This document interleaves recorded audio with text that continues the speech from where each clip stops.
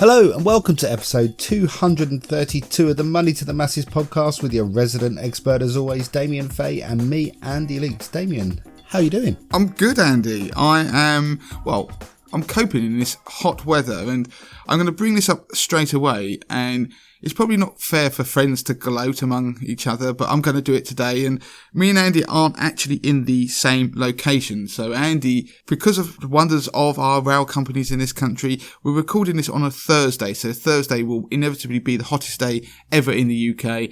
And the rail companies, in infinite wisdom, have said the rails are buckling under the heat and cancelled Andy's trains. So he couldn't make it to the office in London. So he's at his country retreat down in Kent. And so I'm going to gloat because Andy, I know, he said off pod already, he's sweltering in a cabin at the bottom of his garden trying to record this podcast in some peace and quiet, but he's got some bird noises, but he's got no aircon like me. And I have to say, Andy, I am in danger of having to put a cardigan or something on because the aircon in this office is cold. I'm looking at the thermometer and it says it's 10 o'clock in the morning and we're already above 30 degrees centigrade, and I think we're miles from that in here. So how are you doing down in down in your sauna? Yeah, basically you just need to keep talking to me and just make sure I'm okay, because if I pass out, there's no one here who can who can perform CPR. So just make sure that I'm okay every few minutes, and we'll get through this. When I go on some sort of monologue, I'll have to stop every now and then because I can't see Andy. Normally we do this via Skype or Google Chat, but today, for whatever reason, it's probably the heat, the buckling of the rails. We can't see each other, so we're actually doing this in a slightly different way to normal. But I've got no visual on Andy, so he could just collapse midway through this podcast. If he does, don't worry, I will finish the podcast off at the end, and I'll send somebody round to rescue him. But in any event, you can check on Andy because on Monday we're going to do another Facebook chat. So Andy will tell you all about last week's Facebook chat, but we're going to do another one on Monday between 1:30 and 2:30 on our Facebook page. We'll put a post up. It was successful, as Andy will go on to tell you that the first one we did this week, we'll do another one next week. And if, while making this podcast, I'm not rubbing this in, Andy, I'm just saying it for the listeners, if you hear some funny buzzing or whatever noise in the background, that is the air conditioning unit. So please do ignore it. Good stuff. Well, as Damien said, we had a blast on Monday. It was really good to be able to engage with you guys, the listeners, and answer any questions. The whole idea of it is, yes, we want to talk about money. Yes, we want to talk about the stuff that we've brought up on the podcast. That's the whole reason of it. But we're also there just to chat and say hi, because I think a lot of podcasts out there, they feel out of reach. They've hit astronomical numbers, mentioning, you've heard of them already, the Peter Crouch podcast. They're great, but the problem is they're almost too big now, and they're not really accessible. We want to be accessible to you guys. You can ask us any questions you like. You can check in on Monday and see if I survived the heat. If I'm not there, then obviously that's sad news. We'll have to find another co-presenter. But it was good fun, wasn't it, Damien? It was, and I even shared a video of my daughter's sports day event. Have a look at that, because it was amazing. I say that obviously as a proud dad, but it was. And we talk about all sorts of things in the Facebook chat, and it's just a comments. You go down and ask questions, and there's some brilliant questions in there. Last week we had questions about financial independence, retire early, so the FIRE movement. We had questions regarding the top, like a list of things you should do or have done before you think about investing. So they're a wide ranging, but they're all really interesting, and some of them might end up as bigger, broader podcast pieces in the future. So please do go on there. Do not lurk in the background. I know there's a temptation online to lurk. I'm a lurker. Do go on there. Just say hello and we'll say hello back. You don't have to do any more than that if you don't want to. But the more you engage, the more it helps it grow as well, because more people see the post, and therefore we can grow our audience and our impact and influence on the world of finance. But that's enough of the admin. So make sure you see us Monday at 1:30 to 2:30 on Facebook. But on with the show. Yeah, so talking about this week's show, what have we got lined up? What are we talking about? Right, this week we have got three pieces. one with an investment focus. I always like to try and do an investment focus piece, and it's about testing whether your portfolio has performed well. How has it done? Almost benchmarking it. The problem we have in finance is lots of people might have a portfolio or investments their financial advisor have recommended them, and then they see how much they've made or lost, and they have no concept about whether that's good or bad. So I want to give you a very quick and easy way to get an answer to whether you're doing good, okay, or terribly. And it's all done via an app on your phone, which makes it very easy and convenient to do. I want to talk about improving your credit score. So last week we talked about debt and people borrowing money and the best ways to do it. And we even talked about the credit unions and helping people on low incomes. Now, this week there's a service that I became aware of that I quite like the look of that helps people improve their credit rating. It's free, but it helps you very quickly within a year improve your credit rating. So I want to explain how that works. Even if you don't want to improve your credit rating, even if you've got a great one, it's worth listening to because you may be able to pass on the words of wisdom to somebody else. And last but no means least, I want to talk about buy-to-let nightmare. So this is for those people out there who are thinking about becoming buy-to-let landlords or who are already buy-to-let landlords. I want to talk about a nightmare to avoid and how to do it, because it could cost you your whole buy-to-let empire, as it did one unfortunate man. Good stuff. So what are we going to start with? I'm going to start with the credit story. Now, a pain-free or easy way to improve your credit score. And I like things that are innovative, that people are trying something different, and especially if it's free and it encourages a change of behaviour that's going to improve your finances going forward. It's a thing we do with the Money MOT. So again, a bit of a plug for the Money MOT. If you've not done it before, go to Damien's Money MOT. If you Google that, you will find my Money MOT. It will give you an overview of your finances, a grade from A to E within 2 minutes, just 12 multiple choice questions. It will benchmark you against the rest of your peers out there, people who've completed the MOT, and it will give you also a rating for various different areas of your finances, from bills all the way through to retirement planning and inheritance tax. And you can sign up to get my money plan over a number of days or weeks, whichever you want, to how to improve your finances. So that was a quick plug for the Money MOT. So going back to improving your credit score, we've done it on the podcast before, that normally it's things like get your name on the electoral roll, manage your credit usage, don't max out your credit line. So if you've got a credit card with a limit on, don't max right out to that, because when you go for a new credit, they will be looked upon unfavourably because you're not showing that you can manage credit. So there's various rules of thumb about how much of your credit you should use. It's somewhere under about 30%, people say. Keep the rest free. That shows you're managing it. And obviously keep repaying, never miss a repayment, and try and overpay. That means paying more than the minimum monthly amount. That's looked upon favourably by lenders, and also be prompt with everything. So there's other tips. We've got a whole post on it on the website. But on podcast 132, we did this a couple of years ago. And people who are listening to this podcast are thinking, wow, he's well researched this podcast this week, because he's gone back and found previous ones and even said the numbers.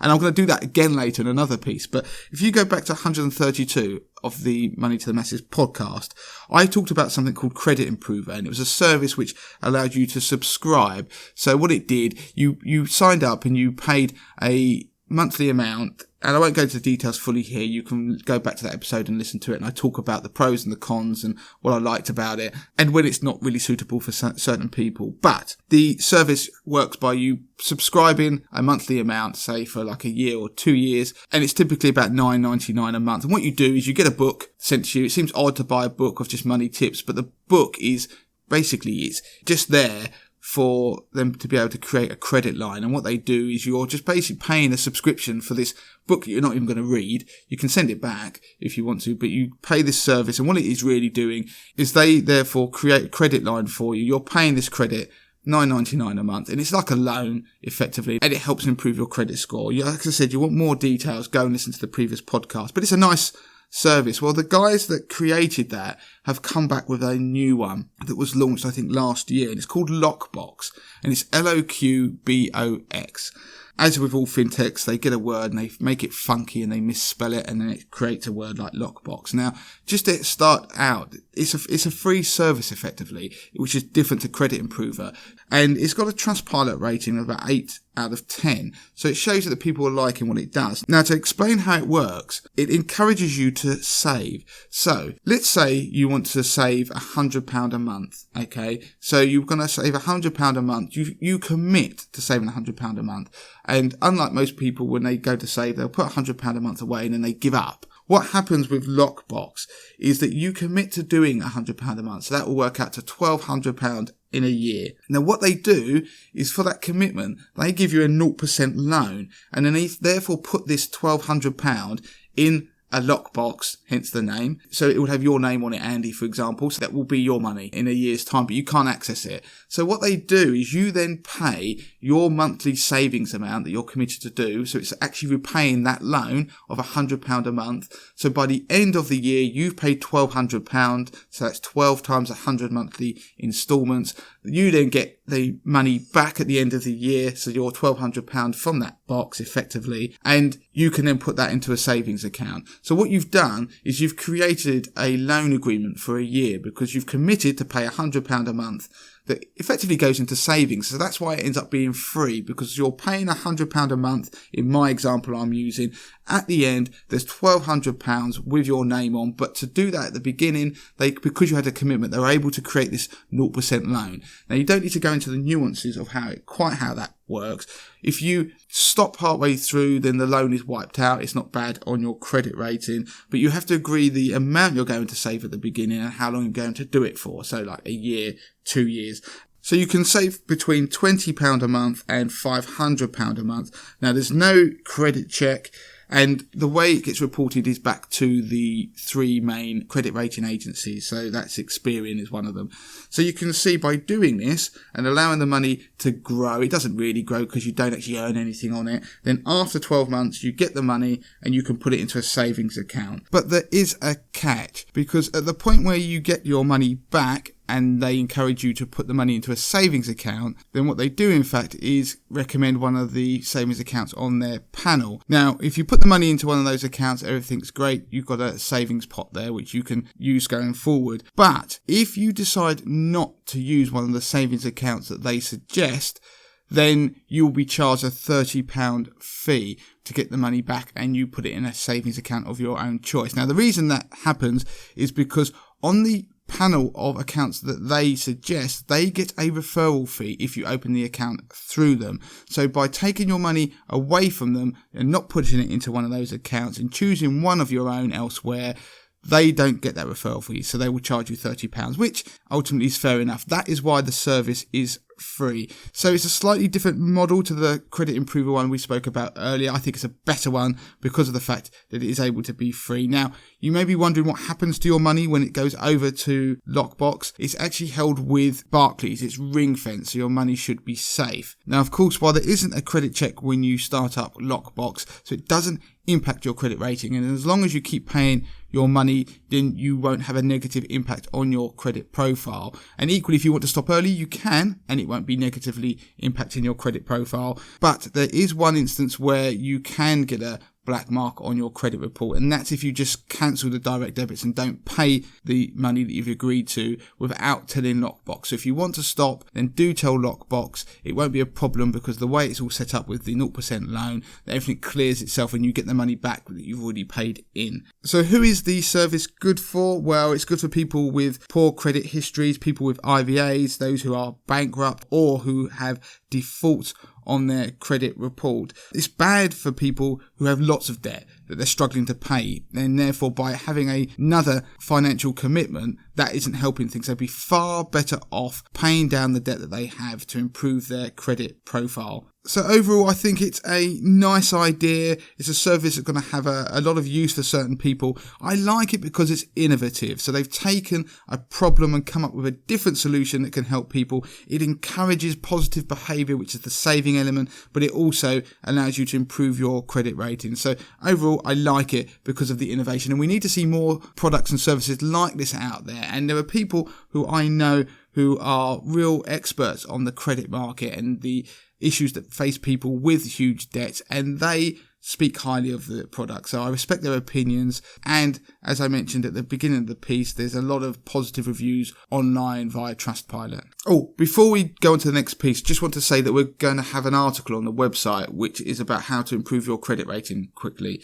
And so if you listen to this podcast and you want to find out more about any of the things we've talked about or how to improve your credit rating, then go and look at the website, moneytothemasses.com. Good stuff. Yeah, I like that. Made perfect sense. And you kind of wonder in these things why someone hasn't thought of that kind of model before. But, that's why people are out there coming up with the innovative ideas. And in a way, it kind of reminds us of, blowing our own trumpet here, but what we do here, we try and be innovative. We come up with new ideas. Damien's Money MOT is just one of those, 80-20, and there's going to be more coming in a few years to come. So awesome. Love that. What have we got coming up next? I'm going to go on to the research investment piece. Now, people, like I said at the intro, people struggle with working out whether they're doing well with their investments or whether their financial advisor is doing well or if they're doing badly, what's okay. And for a lot of people, good enough is good enough. You don't have to be blowing the lights out, because normally if you blow the lights out, you're having to take more risk. But with the risk that you're taking, how do you find out whether you're actually maximising returns? Now,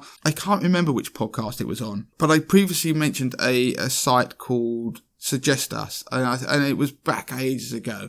And I wanted to bring this back up because I've just discovered they've done an app. I don't know how I found it. I was messing around on the App Store. And Suggest Us is a version of some research that a company called ARC Research create. Now, ARC are a company that go out there and do research on discretionary fund managers. And discretionary fund managers are people who manage money, usually big mandates, so lots of rich people, and they manage money on a basis where they make the decisions without having to check with the people who have the money. So it could be a client. What they do is they say that we're going to run the money for you. We'll make the investment decisions, where to invest, the assets, timings, all of that. They do it for you and you pay for that.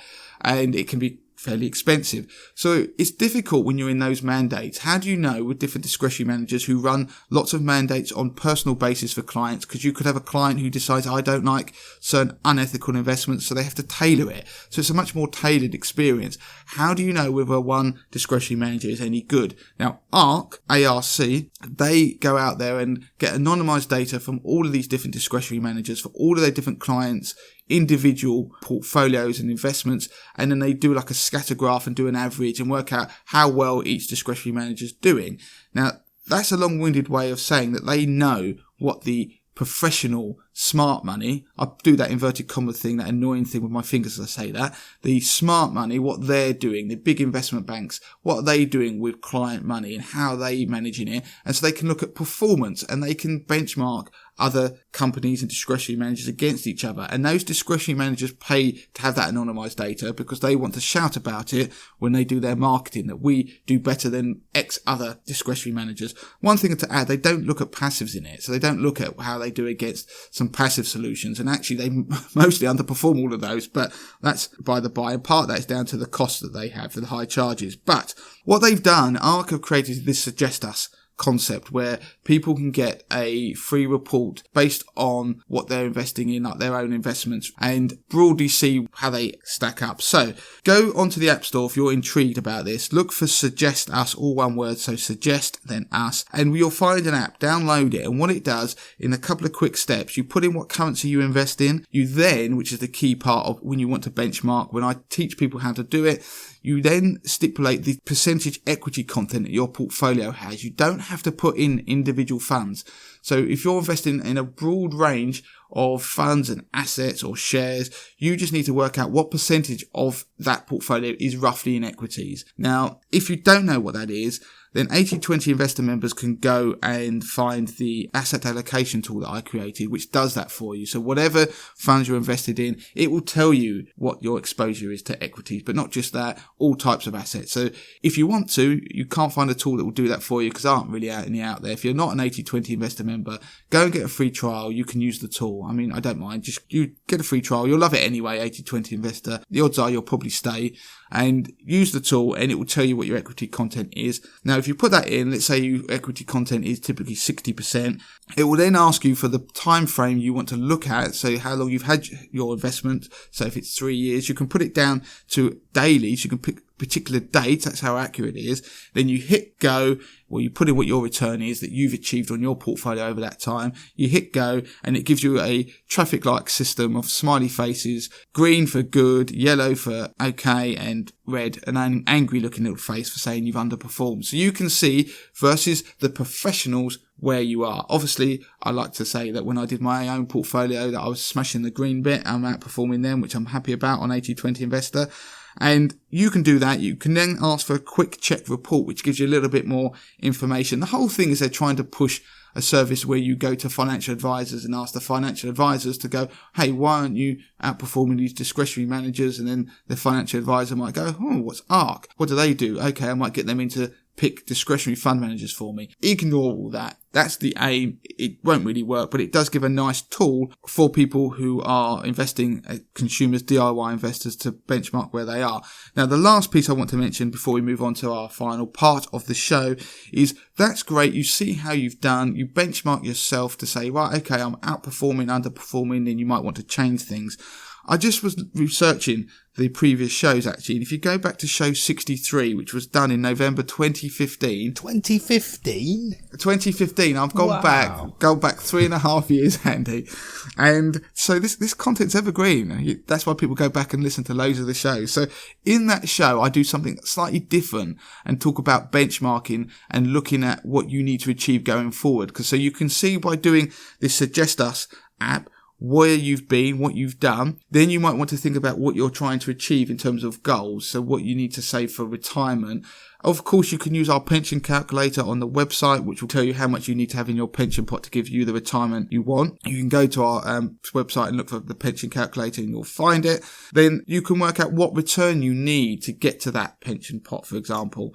And in that show, I talk about how to benchmark for the future. And it's very quickly what you do is you work out the annual rate of return that you need personally to achieve your dream. And so it's very good. It's a good way of focusing on what you need, and it stops you worrying about the market's volatility. So when the market tumbles 20% one year or up 20% another year, all you've got to think about is where you are on your journey. Are you above the maybe 6% a year that you need? And it stops you worrying about volatility, and it's an important part of what I used to do in the city for rich clients to get them to focus on their goal, what their plan is, and how to achieve it. Good stuff. That moves us on to buy to let. Damien, what have we got? Well, buy to let is a divisive topic because a lot of people out there who hate buy-to-let landlords, and they don't get much sympathy in the press. I understand that to a certain extent because they're buying up all the property that people who would be buying them, typically first-time buyers, can't. They overcharge on rent, they're profiteering. They've been fortunate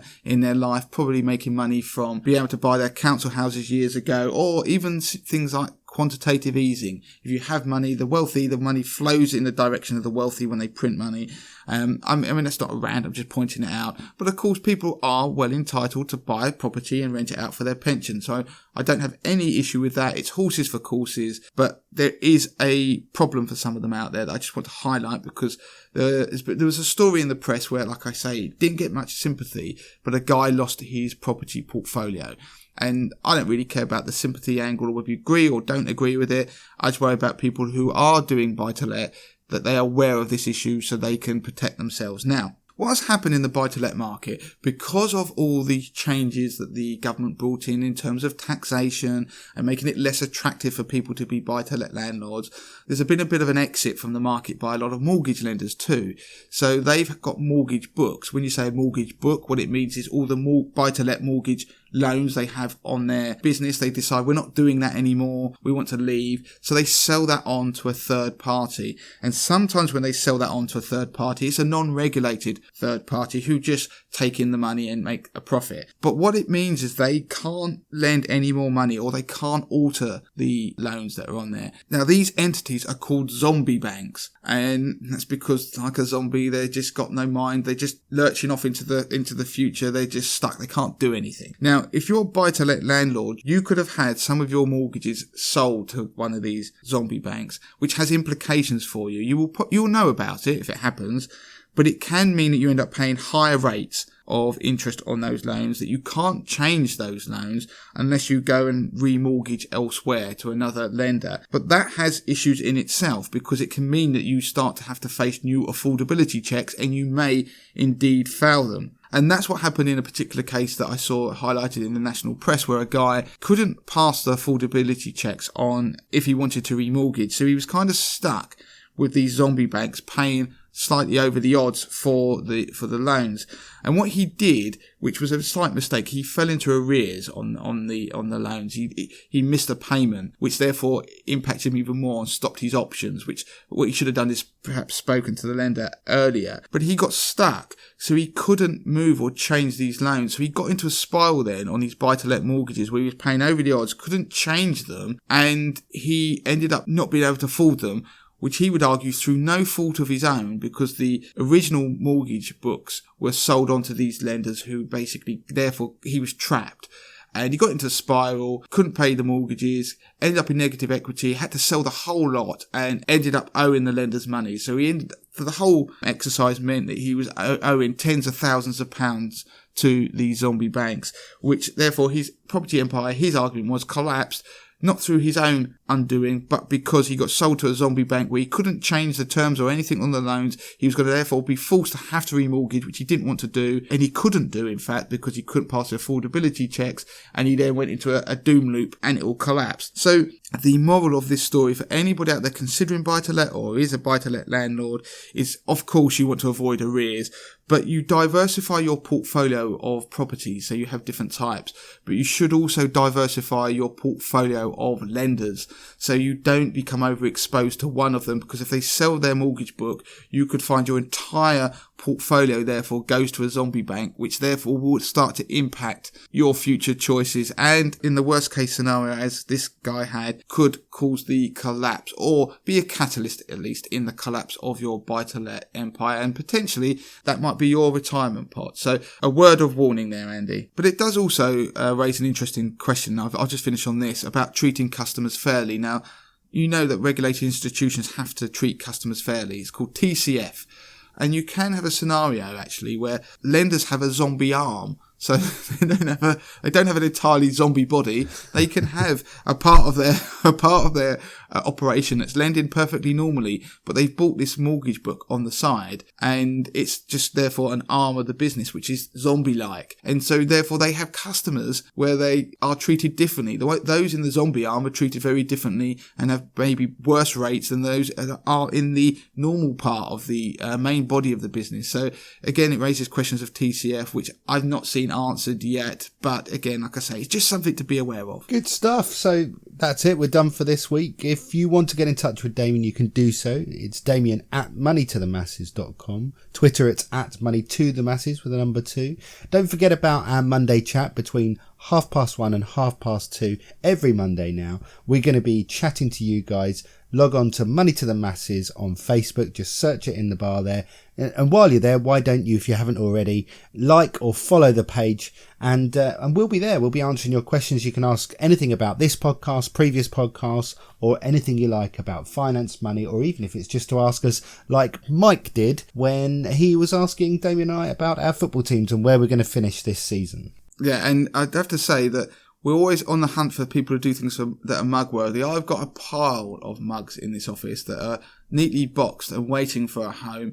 And Mike actually won a mug. He was deemed mug-worthy because Mike was the first person to talk to us on our Monday chat, which I thought was way, way, way above and beyond and mug-worthy, because he was the first person, even if it was about football, doesn't matter. So if you join us, you might be in with a chance of getting a mug if it's deemed mug worthy. So that's it, good stuff. Just the last thing to mention, YouTube, we're creating videos all over the place. There's at least 2 videos going live every week on our YouTube channel. We're smashing YouTube, Andy. It's growing. It's growing massively, and it's really exciting for us because as we see that growing, we're coming up with new ideas and new content, and we're feeding back and we're talking to you guys. So as it grows, so will what we produce on that channel. So please do head over to YouTube, type in Money to the Masses, click on subscribe and click that little bell, and that will tell you when new videos are going live. And actually, we're very keen for you guys to tell us what you want us to do videos on, because if there's enough of you that want it, of course, that's what we're going to go and do. So that's it. Until next time. Until next time. Don't forget to claim your free copy of Damien's best-selling book, The 30-Day Money Plan. Sort your finances in just 5 minutes a day, worth $4.99. Just go to moneytothemasses.com/podcast to find out how.